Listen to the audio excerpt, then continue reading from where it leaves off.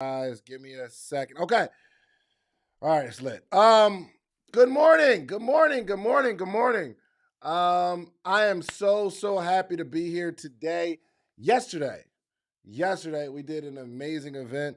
We worked out together, and it was like a workout mindset, money, and muscle. And we worked on all of it. I would like to formally announce that I maxed out at 255 yesterday. Okay, so clap for me. Clap for me. Okay, give me some of those claps. I appreciate that. All right, thank you, thank you, thank you. I'm strong. You know what I mean? It's exciting about. I'm excited about that. All right, so let's jump into it. So yesterday, first off, throw it in the chat, man. How are y'all feeling? How are you feeling? Before I get into what we're going to discuss today, how are you feeling? Pumped up, outstanding, excellent. Hey, did you know how you feel affects how you earn? How you feel affects how you earn. How you feel affects how you interact. How you feel affects how you engage. How you feel. Very important. Very important how you feel. So let's focus on how we feel. All right? Let's feel better today. And I think we talked about it before. We really have to identify the things that make us feel good and do those things. It seems too simple, but it really is that simple. If you understand what makes you feel good, you can always run to that thing. Now, sometimes it's not healthy. I will put that out there because sometimes it's something toxic. It's something that adds to your detriment. The thing that you run to when you don't feel well. But you can always tell those things because after you do those things, you feel worse. You guys know what I'm talking about? You understand? You ever ran to something that you know makes you feel worse after you do it, but it helps you it doesn't make you feel better. It just makes you forget about what you're going through. So, just a couple things to consider when we start making a list of things that make us feel good, because it's important that we feel good. Okay, let's get into it. Yesterday, I was working out. We had it was maybe 30 people, 35 people there, and while we're working out, so for one, we did the bench press. We're just kind of all there, just chilling, and then we do the stretching. Shouts out to Bria. We did the stretching, and it felt really good. It was cool. So we got all these people stretching at the same time, and then we do kind of like a hit workout. I guess it's called a hit workout, where she's like, "All right, do this," and everybody's doing the same thing, and she's like, "Do that," and everybody's doing the same thing, and then we break off into these sections. This whole time, I started to gain some understanding about my life, about success, and about business while I'm working out.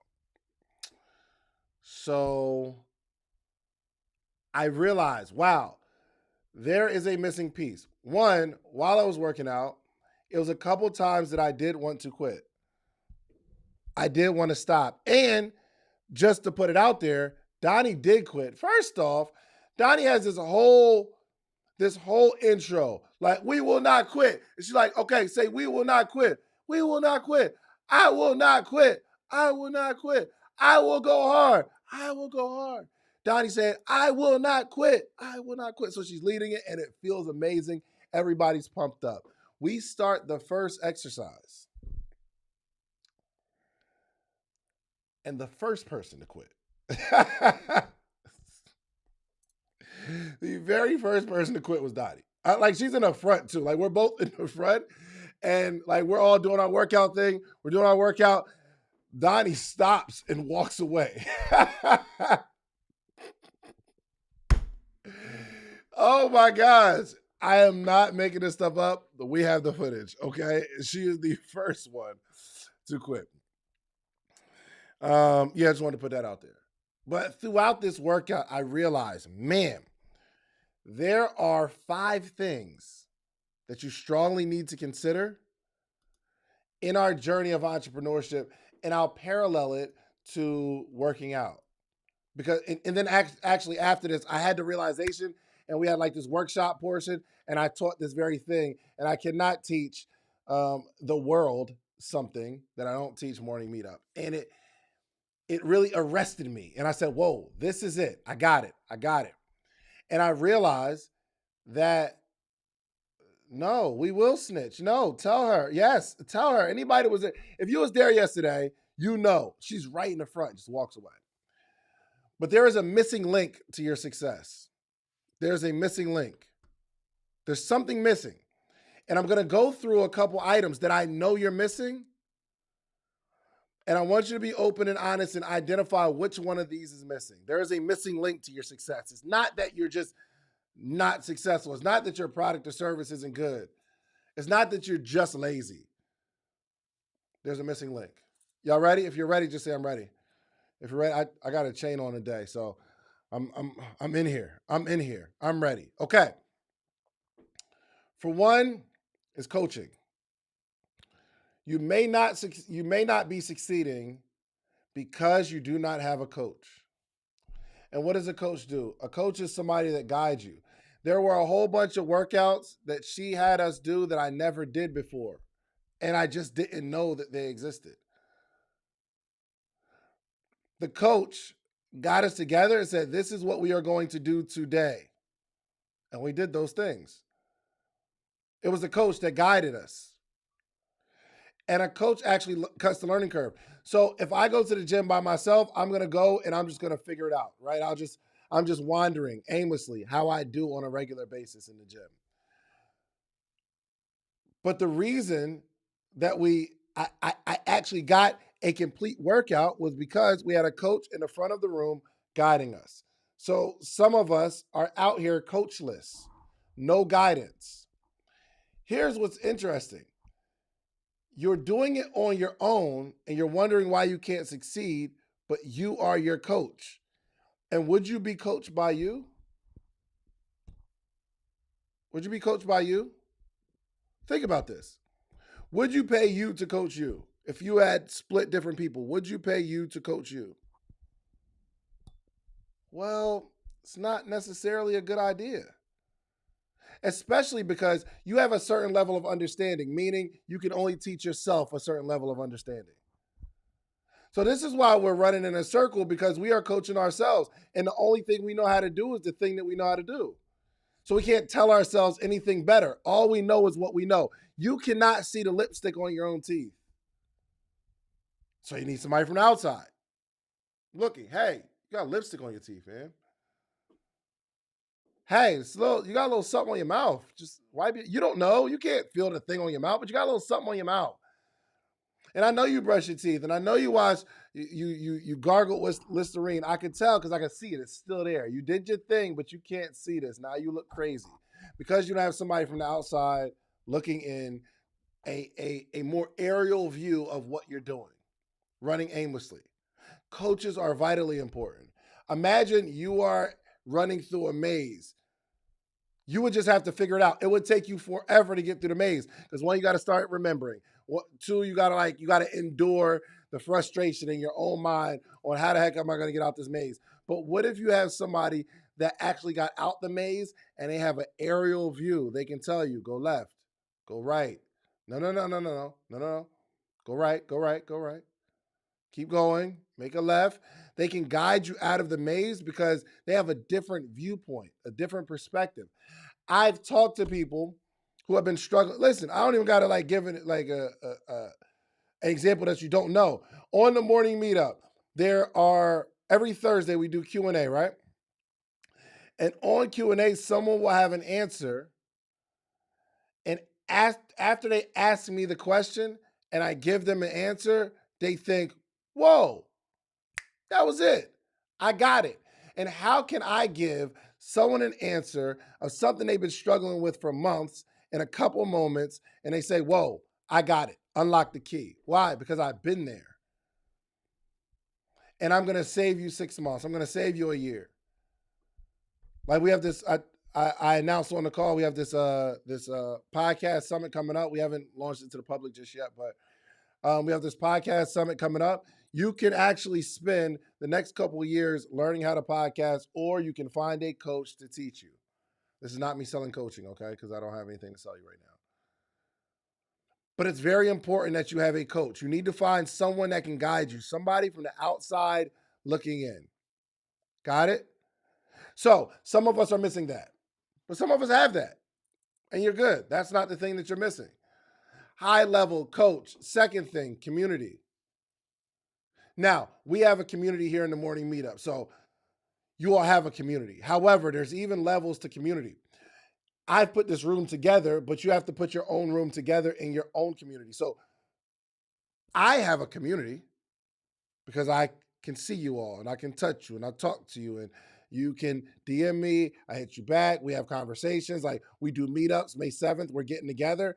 Wow, we got a community of people. But the people in this community aren't necessarily in your community until you bring them into your community. Meaning until you bring them into your circle. So they got Miami meetups. Somebody say, yo, we're taking people from the morning meetup and we're going to have our own little community here. We got Dallas. We got a group in Houston, New York. They're meeting on a regular basis. Hope I didn't miss anybody. But you have to start building your community. Why is it important? Others to directly and indirectly hold you accountable. I'm working out. One, as we're working out, I feel like quitting. Coach comes along and they say, hey, no, do it like this. Raise that arm up a little bit higher. Come on, bring that leg up a little bit further, okay? Like, come on, high knees, right? The coach is giving me guidance. However, while we're working out, we're in these groups of 5. And let's just say I'm doing a little heavy ball. Bang.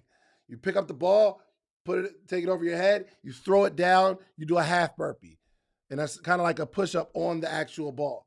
Pick it up, throw it down, you get on the ground, do a little half push-up burpee situation, get up, and you keep doing it, you keep doing it, you keep doing it. Now, the coach showed me how to do it. But every time I start feeling like I am going to give up, the person next to me, Ryan, my boy Ryan, was right next to me, and he kept going. And I said, yo, okay, I got to keep going. I paused for a second, but then I saw him pick up the ball. I said, okay, I got to pick up the ball. That was indirect pressure. Indirect pressure. Indirect accountability. Because you see other people doing it. And you may be having a challenge in your business because you don't have any indirect pressure. You don't have a community of people that you can see that are all moving in the same direction with you. It's a challenge for you. You need a sense of not being alone. If I was in that gym all by myself with the coach, I would not have gone that hard if it was just me and the coach. Even if the coach said, come on, Dave, let's go, let's go, let's go, let's go, let's go. Listen, you are my coach. I pay you. It's all good. Give me a minute. I need a second. However, when I see someone in equal shape, right? I'm looking at the coach. You don't understand. You can keep going. I need a little break. But when I see somebody that is my peer and they keep going, I'm like, okay, I got to keep going. I don't want to be left behind.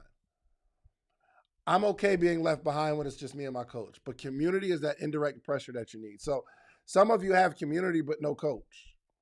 Some of you have a coach but no community. It's important. And one thing that's going to stunt your growth without community is you don't have that pool of resources. The more people you know, the more resources you have.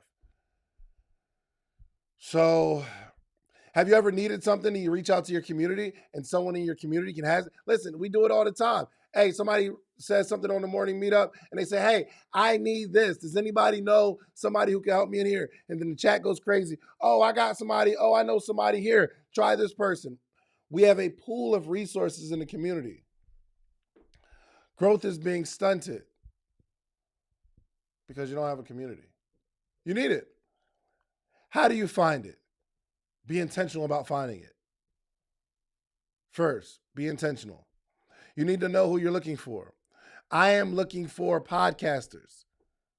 So when I'm talking to people, I say, hey, do you have a podcast? Do you know anybody with a podcast? And when I see somebody who has a podcast, my antennas go off. Whoa, this is a person I need in my community. And we have podcast talk.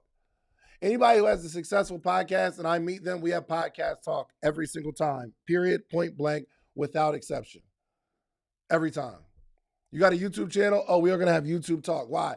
Because I need you in my community and I need your resources. I need to know not only what you know, but I need to know who you know. And the people that you know, they've gained information from outside sources. So you're actually getting information from the person, but also the people that they got information from. Community is so vitally important. Resources. You're missing out on resources because you refuse to get together with a community. And it's sad. You need to find a coach or a community. Now, some people might have a coach and a community, but I will hit your button today. I promise you. There's something that you're lacking. There's something that you're lacking. And if it's not coaching and it's not community, it could quite possibly be conviction. You have a coach, you have a community, but that's external stuff. That's outside stuff. You need some conviction.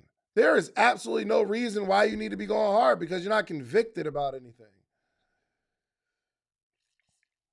A conviction is a firmly held belief or opinion. A firmly held belief or opinion.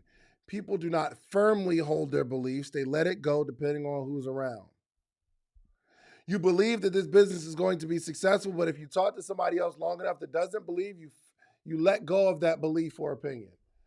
You're too swayed because you're not convicted. Now, there are some things that you're convicted about. You have a conviction about. I know without a shadow of a doubt that my children adore me. They love me. Without a shadow of a doubt. Like, I don't even have to think about it. No one can convince me that my children don't love me. Guess what? The reason you'll know that is because you'll never hear me arguing or trying to convince somebody that my children love me. If someone doesn't, I hold on to my belief. I let go of your opinion. I hold on to my belief. I let go of this conversation. Conviction. There's nobody that can talk me out of it. I'm not going to argue with nobody about my religious beliefs. I'm not arguing with you. Why? Because I believe what I believe. Now, you might find somebody that is arguing and get frustrated and upset because they don't truly believe what they say they believe. So now we can't we don't have the fortitude to walk away because we have doubt. We don't argue about stuff that we know for sure. Someone told me when I was building my Sleep is for Suckers t-shirt brand, successful guy. He was like, yo, that's not going to work. And you talk about you want to motivate people and you want to talk to kids in schools and you're not going to be able to take the word suckers to schools.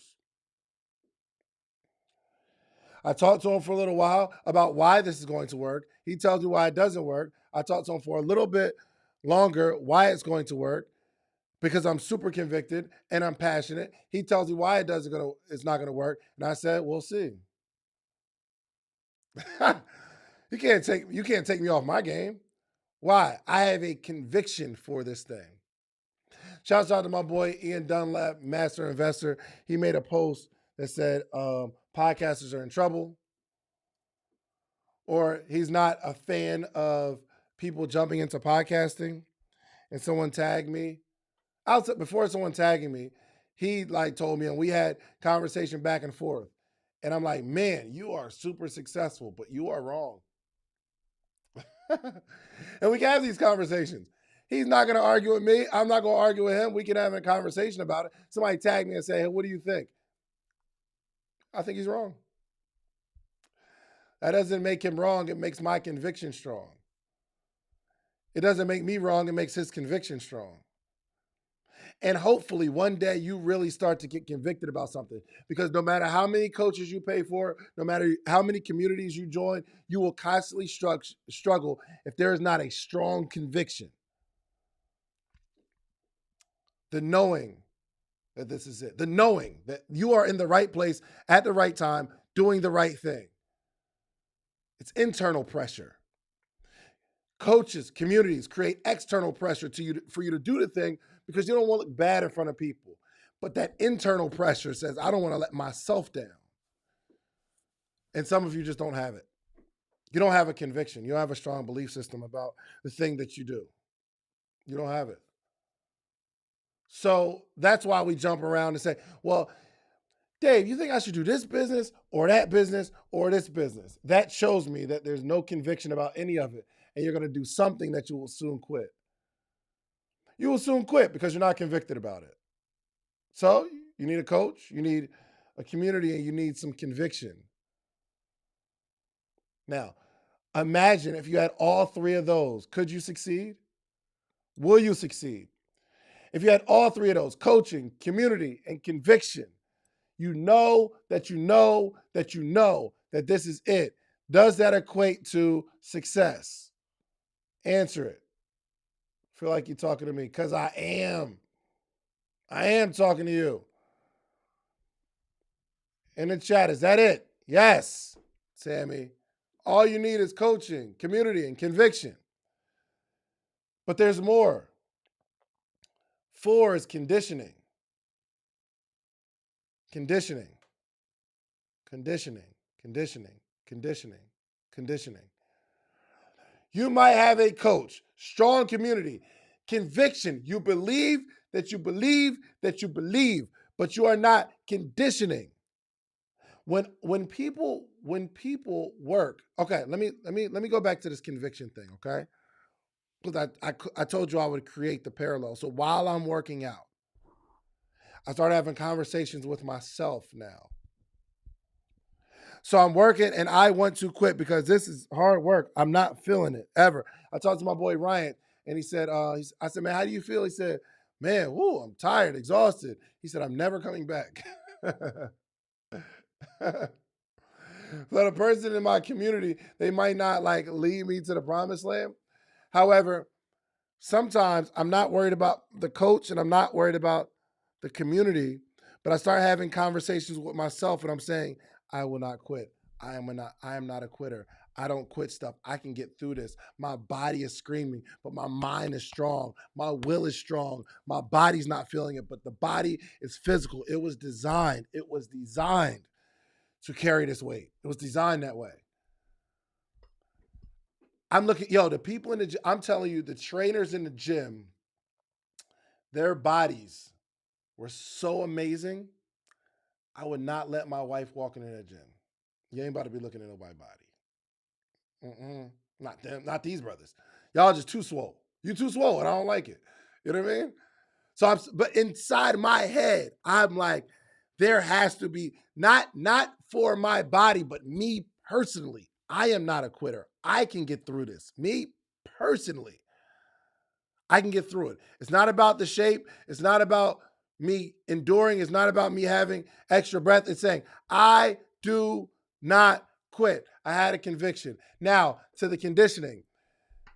4 things to improve, you are going to have to intentionally improve. Targeted areas of improvement, that's conditioning.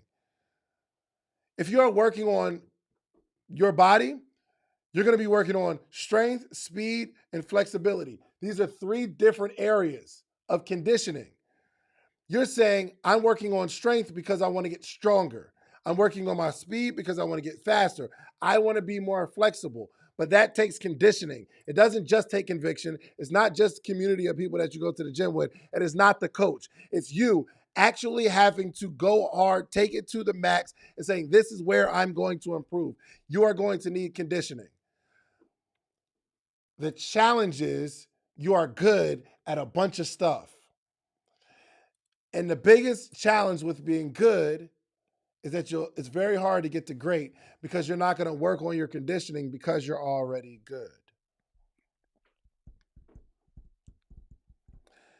These are skill sets that need to be worked on with intensity. When it comes to interviewing and podcasting, it is my conditioning that helps me succeed.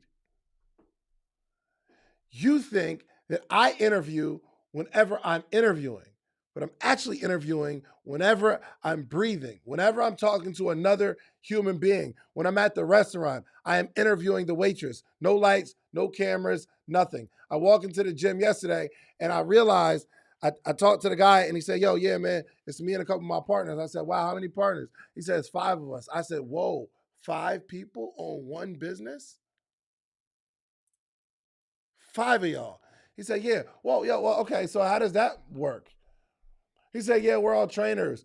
And I said, all 5 of you are trainers? He said, well, really, 3 of us are trainers. I said, well, okay, now this business model makes sense because maybe all five of y'all put in money every single month to have the gym, and you just pick up your own clients and you train your own clients and you make money from your own clients, but we all help with the rent so it works. He said, nah, not really. It's a whole nother business model. It's membership, and we split the membership. And I had so many questions, but we had to start working out. I really wanted to know, okay, how is the money divided? Especially if I'm an investor and I'm not in the gym and I'm not driving membership. Maybe I put up some money. Do I get equal revenue?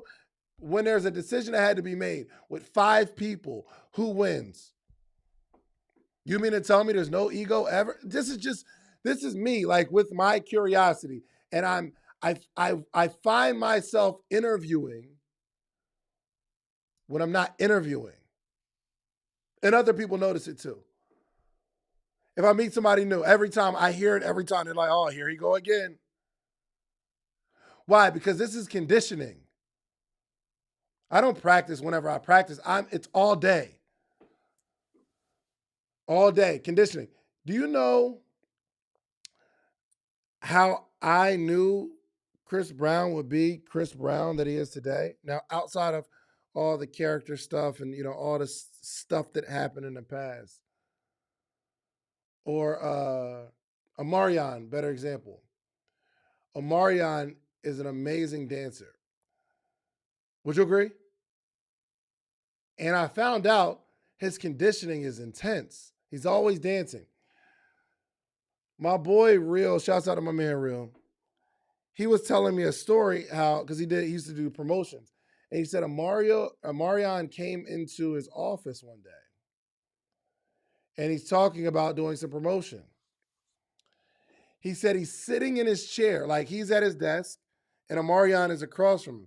And Amarion is in his chair, and every now and again he'll just he's just like in his chair, like moving, like dancing, like, yo, what's going on? He just dances because it's what he does. It's like the conditioning is spilling out outside of the gym, outside of the practice. And if you don't have that, you need to focus on it. This needs to be a lifestyle of getting better. Now, whether it's strength, speed, or flexibility, I don't know what the 3 things are for you or 4 things, but there are some areas of improvement that you need more conditioning, but you don't because you're already good. Problem. Huge problem. That's a problem. That's a problem. Imagine you talking to somebody, you're like, yeah, I mean, how was your day? It was cool. I can't complain. You know what I mean? Just, you like, bruh.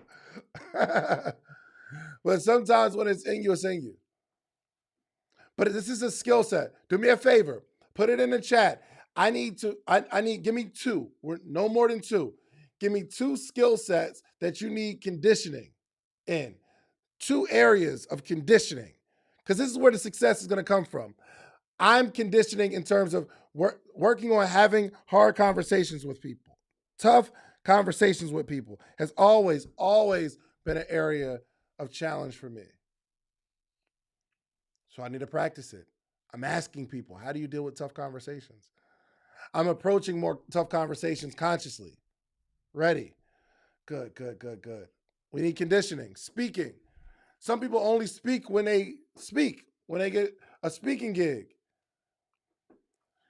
When I was on my journey of speaking, becoming a speaker, I gave the most amazing, I gave the most amazing presentations in my car. I gave some of my greatest speeches in the shower. I'm talking about at the top of my lungs, and I'm in the shower talking to a crowd of thousands, speaking, teaching, thousands. At the top of my lungs. I'm not talking about like I'm just saying it in my head. I'm talking about yelling. Now, I don't do it now because it'd be weird because my wife is in my, you know what I mean? My wife would be like, yo, what's up with him? And my baby's still asleep in her room. So it'd be a little strange. So I don't do it anymore. And I'm not necessarily, hey, let me be the best motivational speaker in the world. But I was on a journey and I understood this principle of conditioning. The dangers of good. Golly, I wanted to write a book, The Dangers of Being Good. The better you are, the least you're inclined to practice.